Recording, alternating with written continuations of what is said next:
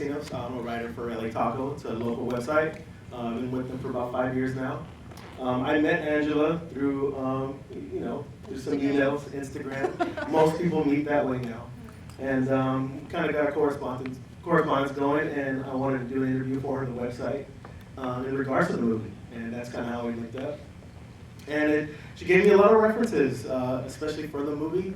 But getting all that information and then watching the movie itself, I didn't feel I needed that reference. I liked the story as it was about these folks, learning about them, growing up in the same area as they have, living that kind of life of, that lifestyle that they've had of income, family. That was a big deal in the movie. Did you feel like that was a big part of the movie instead of all the history that could have surrounded the movie?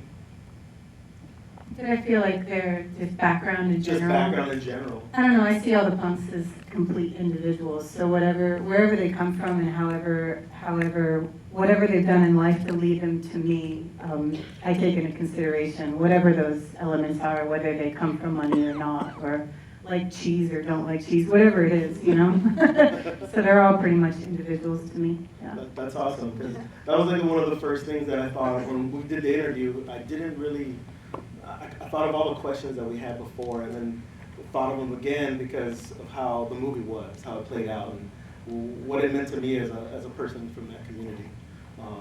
Like Alex, for instance, he was the main in the movie as well, and I saw that he had a lot of, kind of strife and angst between his father and himself, and I could see that. I mean, my personal reference, I don't have a dad in the house growing up myself, so I don't really know those pressures. Those things that you go through. Have you gained a lot from that? Viewing this movie, have you seen that play out for yourself? Yeah, having a dad in my life was definitely a really strong influence. He was really commanding, so he would always yell. He would always be very upset. So it was a really strong influence in that way. So, did you see when you saw the movie, did you see yourself in a different way after seeing how that played out? Yeah. Definitely. So you, Angela, how did you meet all of them individually? How did you meet them all? At each show, or? Literally individually. Yeah, I just started going to shows and meet people one at a time. I'm still meeting punks, to be honest with you. So there are a lot of punks here from the scene that weren't in the movie, for example. So yeah, basically one at a time. I think I met Alex when you played in South Central, and I really liked your band, and I couldn't find you, and you were nowhere to be found, and I was stalking you like a weirdo, and then somehow I tracked you down. You're still hard to find sometimes. That's awesome. So where did you specifically go in like South Central to see these shows and see all these bands play? They're everywhere. I mean, they're all over South Central, Laney Park's all the way into Watson, Compton, all the way up north into the 30s, 20s, and Huntington Park. It's like a rash, really. When you start going to the hundreds, that's, I've been to the hundreds. That's another folk scene. 130s, 140s. Yeah, 130s, yeah, definitely. So another person I connected very well with was Gary at the end. Hey, Erwin. Hey, nice to meet you. We talked a little bit earlier, but I didn't get to really meet you that much. But my conversations. Yeah, it was like, I recognize you. You look like somebody I know. But one of the things I connected is your family's from El Salvador, and your dad's from Guatemala, and your mom's from El Salvador. My parents are from El Salvador themselves. Who's the power? We'll talk later. But definitely, I noticed you have a very different background, and you seem to have kind of found a different way to get around it. I mean, how do you feel about the movie as it's come out now, and how do you feel about yourself now? Well, it was kind of surreal watching myself the first time that I saw the film. I was like, dude, I talk like at 150 miles an hour. You really hear me catching my breath in between, so that was kind of cool to watch. But as a scene, I really liked it. I like how it showed everybody's individual story, how it showed the diversity of music, and you really get to learn about how people were influenced, how to create the music that they're into, and the message behind the screen. So I think that was really cool. It's like an inside perspective. That's awesome to hear. How are you progressing with your jobs? Are you seeking skills? Yeah, I'm working at an immigration law firm, so if anybody's trying to seek some citizenship out there, hit me up. I'm doing that. I'm also studying for the law school admissions test. So I'm set to take that on June 6th, the same day as the Discharge I Hate God show. So let's turn up guitar from the floor after that. Talk some Holocaust too. Yeah, and then whatever time I have left over in between, I'm dedicating to band practice. We have about 12, 13 songs. We want to get it like really tight to the nanosecond, record it for a full length. So I'm like losing sleep these days, but I'm busy and I feel really accomplished. It's really cool. That's awesome to hear. That's great. So, well, what else can you tell me about the movie as far as like extended? Did you leave a lot out? I mean, it feels like a lot was left out. I wanted more. I did want more. Well, that's good. We want the movie to leave you wanting more. You don't want to leave the theater and feel like, okay, that's enough. We want people to want more. And yeah, I probably could have made 6 movies, honestly. I photographed the scene so thoroughly. I have probably 20,000 photos. I remember the zine. I remember the zine came out with like 20 pages and was just blown away by it. That was just 2013, but yeah. So you have an extensive catalog of work for it. That's awesome. Yeah. Hi, I'm the producer, so I have to mention a few things. Yeah, definitely. First of all, I want to thank Peter and Slamdance because I've never seen the film look so great. Thank you for bringing us to the ArcLight with the incredible sound system, and seeing the film with this projector is just, isn't it different, Gary? It's just all of us who've seen it. But the film is coming out May 15th on iTunes. And Erwin, you were saying you wanted to see more. Well, we just completed over the weekend the bonus material. Oh, that's good to hear. So we did leave things out, like we went to Tijuana, and that's pretty amazing. So you can see that in the bonus materials. In the fall, probably October, it'll be on Fusion Network. And it's also going to be on Netflix, I'm not sure when. We'll be in Chicago at the Slamdance. It's similar to this in Chicago. And if you go to our website, lostpunksfilm.com, you'll get the information about where else we will be. And that's great to hear. We'll definitely be looking out for that. I know I'll be posting on LA Taco. also, I don't know how much time we have, but we do want to open it to the audience for question and answers. Oh, that'd be awesome. Does anybody have a question? Over there. Well,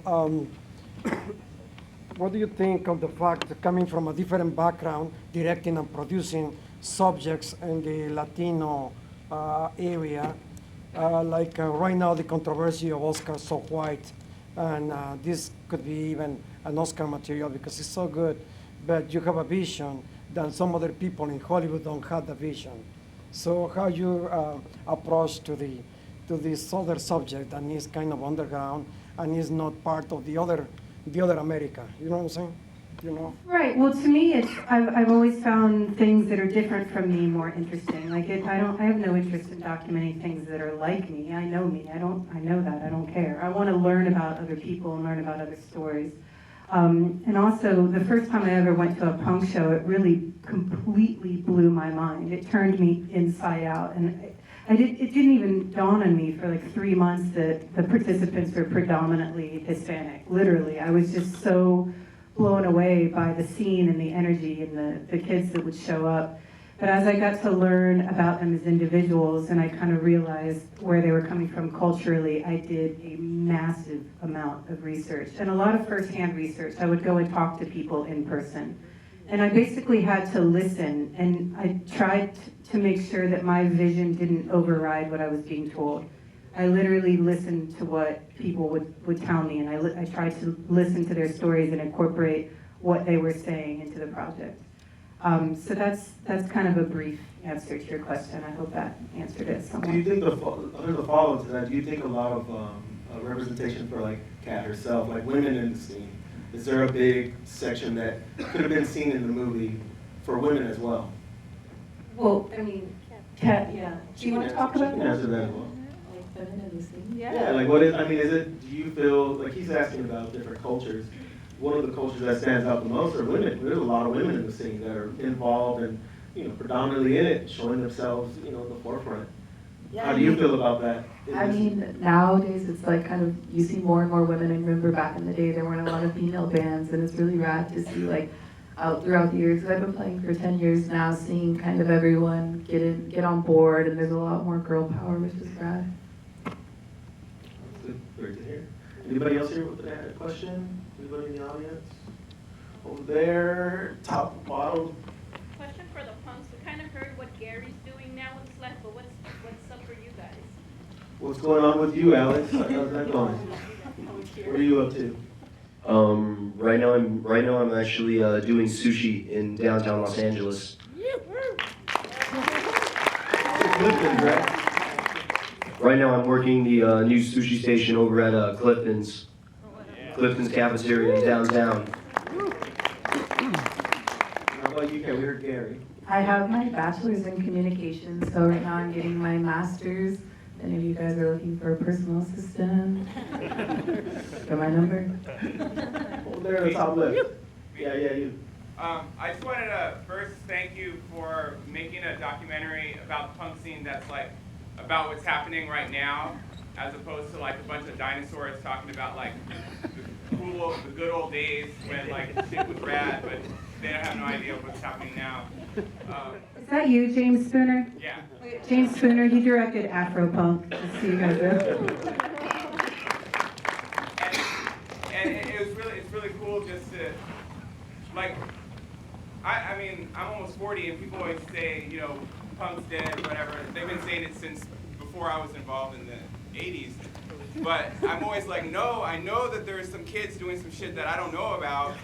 And as soon as I saw you even talking about this, I was like, that's the shit that, you know, so thanks for that. Follow-up question to that? Yeah, I'll just leave it there. Thanks, That's James. awesome though. That's awesome though. Anybody else out there? Yeah, go ahead. We also have some of the cast in the audience, and I want to thank our co-producer, writer Christine Triano, who's here. We have Gary Karen. We have Naked Ray. Are you here? It's Ray's birthday. Naked Ray, it's his birthday. Stand up. Can you stand up? He's not allowed to drink.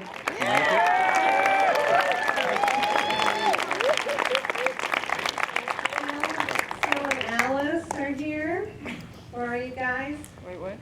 Phil and Alex, they're in the back. Phil and Alice.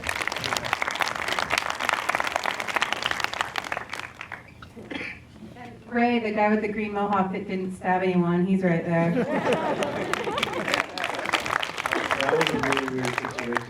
That's hilarious. How did that situation turn out? I mean, it just came about the way it looked on the screen. Louis, the guy, haters gonna hate. Louis, the guy who got like a $3,000 ticket that night, he didn't end up having to pay anything. He got off, but they did shut him down. That was the last show at his location.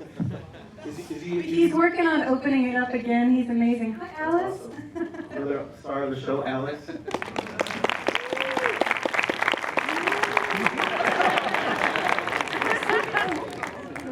Alice, can you pass?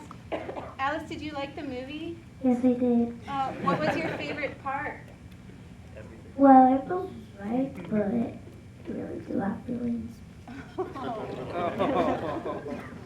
That's so sweet. Awesome. Well, I'm glad you got to go and meet this, see this movie, see it progress. Are there any more questions out there in the audience? Right over there. How did you pick the bands? It was totally random, but we had a deadline for the movie. I would go to shows all the time, and whoever I would see that I would like, and whoever was available, it really was pretty random, honestly. Like if I started all over right now, it'd be completely different bands. So. Anybody else with a question out there? Right there. How long did the film take to make? How long did the film take to make? Oh, I think it's been about 2 years. So There's still quite a bit of footage still that's people are gonna see. a lot of footage we shot off and on. And then it's always a long edit process for documentaries. And there's always something new happening, and Angela would just grab a camera and go out, sometimes for still camera, sometimes video camera. And there's always so much going on. Anybody else out there? Yes, right there. More on picking the band, is there like a soundtrack coming that you can, that you can expect? Is that Susie? Hi, Susie. Nothing's confirmed yet, but fingers crossed we have some potential soundtrack things in the works. Yeah, nothing's 100% confirmed yet. Anybody else out there with a question? Yes. You said you met everyone individually. Did you meet everyone and then decide to make the movie, or did you decide to make the movie and then find people for it? How was that working for you? I always use this word when I answer this question. It was completely serendipitous. It all happened at once. It was just like if I had been 5 minutes late to one meeting or one show, this whole thing might not have happened. It was crazy. This movie literally happened on a razor thin line. So, everything happened simultaneously. I was going to shows, my friend, he's a booking agent, he's named Ron Martinez, he's here tonight, and he invited me to see his band, Lower Class Brats, play in the Valley 2013, and I didn't have anything to do, and I went, and I saw all the punks at that show, and was like, holy shit, what's going on in LA? I'd only lived here for a few months. And so I started going to backyard shows, and then at the same time, Vans said, hey, we're looking for ideas. Do you have any ideas? And just one thing led after another, and it just all happened at once. Yeah, I remember that web series came out. It blew up real quick. We were talking about it quite a bit. Is there anything that you see that maybe could have happened, that may not have happened in Vans, that could have derailed this completely, or everything? Yeah, seriously, if I would have been late to one meeting, or if a meeting would have been postponed, it was insane how this all came together. It's just I'm very grateful and lucky to be here, That's strange that you got in real quick, within the first few months because I remember you were doing that screen graph book signing. Yeah. And that's when I knew you were here in LA, and I was like, I need to meet, I need to find out, I need to just see what you're up to and see what you were doing, and just grab it real quickly. Anybody else with a question right over there? I get a lot of shit going into different neighborhoods and documenting different subcultures for projects, and I always have to prove myself as the white guy with the camera crew, etc., that understands what they're doing. How did you all, the people in the film, learn to quickly accept Angela? I'll just quickly accept Angela as an oddball out. Go for it. I mean, I've joked about this before, but she gave me free shoes. So. No, I'm just kidding. No, she's actually just really, really nice and kind of honest. She's a very honest person. So I think that's kind of why. Well, I think in that culture that honesty, especially with Hispanic families, you gotta have that honesty. You have to be there in that level and grow into that, and that's tough to build sometimes. And you do that with every culture in LA, car culture, graffiti, anything. You have to build that trust. That's kind of a staple. I honestly just think it's my sense of humor. I've already heard you in the first 5 minutes. I already felt like I was comfortable. Yeah. I knew you for 10 years. It's pretty awesome. Anybody else with a question? Yes, you in the front right there. All right. Yeah, at the end, in the end credits, who were the people that you had dedicated that had passed away? Thanks, James, for asking that. Right after we completed Los Punks, a young 23-year-old punk in the scene named Troops passed away, unfortunately. He's in a lot of the footage, but he doesn't have any speaking parts of the movie, and it was and is still really hard on all of his friends, his passing, so we mentioned him in the credits. And also Nacho and Natalie's father unfortunately passed away recently as well. Yeah, Troops was the singer of Krusty Drunks. He was really loud, really out there, kind of really embodied what it meant to be a South Central drunk punk. So when his passing happened, everybody felt it, is that absence was really present. So it just kind of haunts us to this day, but I just remember his rugged individualism and his fearlessness and his ability to get along with a lot of people and just not afraid to be bold. So that was just remembering his memory like that. He's really inspiring. So R.I.P. Troops, now and forever.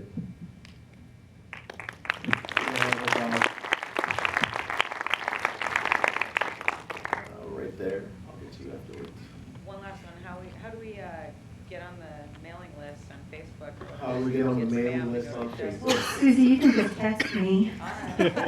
No, we have a website, lospunksfilm.com, and you can sign up to be on the mailing list on our website.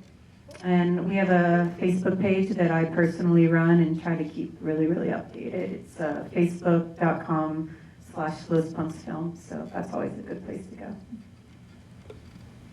I'm interested in the writing process and how you decide to tell the story, what decisions you make to put it all together.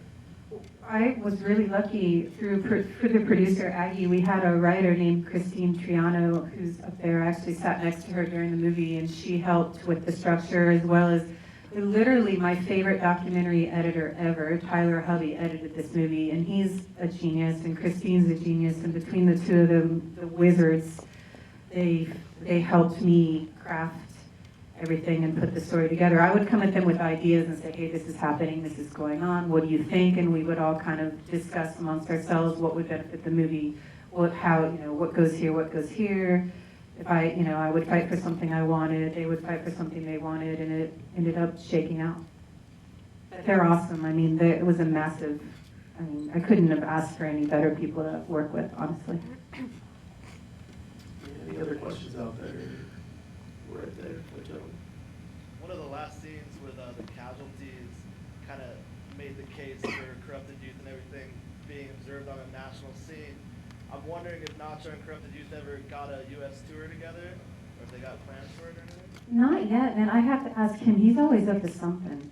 They're playing a lot of shows in the area coming up soon, but he's also apprenticing right now to be a union electrician.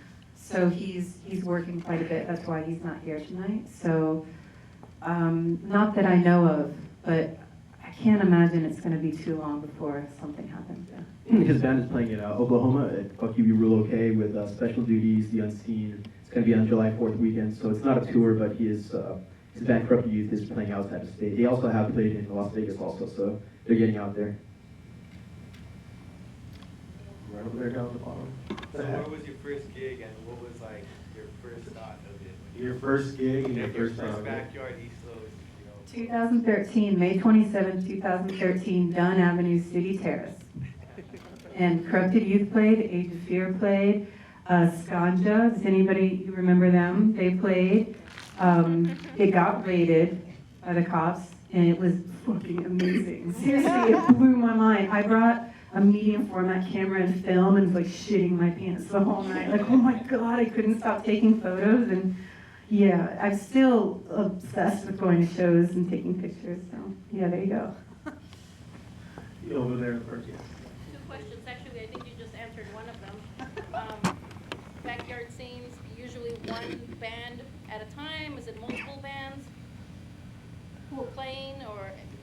How many bands are playing at a show? Like Yeah. 5, 6? If all goes well, Nacho likes to book like 8, 9 bands, so low-key is a festival every single weekend. At least cool like that, because there's so many bands happening. So if everything goes smoothly, it's like each band has like a 25-minute set with like a 10-minute setup, set down, time in between. Everybody plays, everybody gets drunk, has a good time, but it doesn't usually go according to plan. Some bands lag, they don't show up, they show up late, so some people get frustrated, but it's always good just talking to people and having a good time, just enjoying yourself, whether you're sober or not. And the second question was, what's the craziest thing you've seen Angela's done with Terry? Azul, stop. Azul processed all my film, all the photos I took. She works at the photo lab, so she's like my confidant. So she's seen all the good. Well, she gets to hear about everything. Yeah, but I just see stills. I don't know what happened. So you want to We know the can story talk about behind it them. later. Give us at least one crazy picture that you can actually like verbally put into words. I love the crazy shit. It's my favorite thing. That one show where the kid throws the basketball hoop onto the car, I didn't even realize he threw it onto a car until I saw the movie. I was like, oh shit. So in the movie, you would never know he threw it on the top of the car. Well, I saw it because of the footage, but when I was at the show, all I knew is he threw it over a fence. But you look at the footage in the movie, and I'm like, damn, he threw it on a car. Like, he's crazy. But yeah, that show was insane. It was awesome. It was so much Was that your voice in the part where the girl got kneed in the face? Was that your voice? I don't know. Because that was a big like, oh no. I filmed that though. I was proud of that. That was pretty vicious. Anybody else out there with a question? Right over there. So the bands aren't interested in commercial success, but do you have aspirations outside of the backyard scene now that the film's been made? Is there any aspirations for more Elizabeth in the backyard? Yeah, commercial success as far as getting signed onto a label, no. My band Rhythmic Asylum has no interest in that. Make a song 5 minutes long, sing about this, maybe you shouldn't sing that harshly, whatever. I want to have full creative control as far as the artwork goes, the lyrics goes, and how many songs I want to have on there. My ideal band would be having a full length and a couple of EPs and demos, having some merch that I produced myself with my own hands, touring maybe in the Bay Area, San Jose, Santa Cruz, Oakland, San Francisco, maybe playing on the East Coast, but as far as making it big and making money off this, it's not really my interest. I just want to travel and check out new places. Okay, same question, any I mean, aspirations wise, again, same as Gary, aka Larry, it's kind of just touring. We just got like some music put on, kind of skate videos and stuff like that. Didn't you go on a tour with Angela not too long ago somewhere? Oh, we went to Korea with Angela. Yeah, that was awesome. On Aseo. Corrupted Youth, thanks to Vans, Corrupted Youth got to play in Shanghai, and Las Cocinas stayed in Korea, and it was crazy. A lot of drinking. Awesome. Free drinking. How about you, Alex? We just got to go to Mexico, down to Tijuana, right? Yeah. Well, that's awesome. Well, I mean, I think that's kind of, anybody else with the last question? wait. Go ahead. Thank you. Wait, Alice, do you want to say something? What's up? It said that what the movie talks about is like bands and stuff, but it's kind of good.